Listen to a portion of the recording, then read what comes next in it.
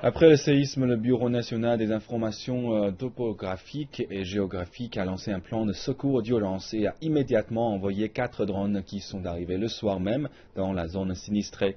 Après avoir surmonté les mauvaises conditions climatiques, les images en haute définition de la zone du séisme ont pu être obtenues moins de 24 heures après le drame.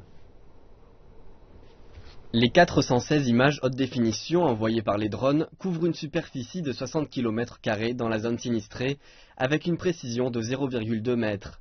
Ces images couvrent principalement la zone du village de Rongsheyenne du fleuve Nyolan, à environ 8 km de l'épicentre. D'après les images, les dégâts sont importants. Quand on regarde la situation, le lac de barrage est un grand problème. Il y a le risque qu'un nouveau glissement de terrain survienne et que la route des secours soit bloquée. Un lac de barrage a déjà été formé près du village de Rongsheyenne du fleuve Nyolan, et lorsque l'on compare les images obtenues avec la configuration topographique du lieu en 2013, le niveau de l'eau a monté de 30 mètres et la superficie a quadruplé.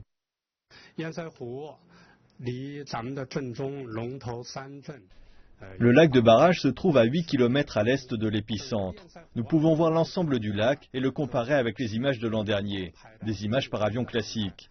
Une fois que le lac s'est formé, dans les 24 heures, sa superficie avait augmenté de 30 mètres, ce qui est relativement dangereux. Voici la superficie du lac et voici le niveau d'eau normale en 2013. La différence est énorme. Voici une maquette en 3D, c'est aussi près du lac de barrage. Le bleu foncé représente le niveau d'eau normale et le bleu clair représente le niveau d'eau après la formation du lac de barrage. La surface moyenne a été multipliée par 4. Sur les images des 60 km² obtenues, 8 grands glissements de terrain ont été identifiés et la plupart se situent près des voies de transport importantes. Cela a déjà bloqué des voies de transport.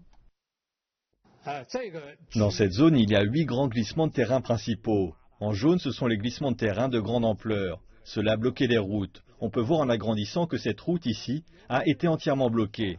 Ce sera difficile de la libérer. Il y a ici une petite file de voitures coincée par 2 glissements de terrain. Le Bureau national des informations topographiques et géographiques a envoyé des drones pour obtenir des images de la zone sinistrée. Les experts rappellent que la zone est dangereuse et que les personnes situées en aval du lac du barrage doivent être évacuées.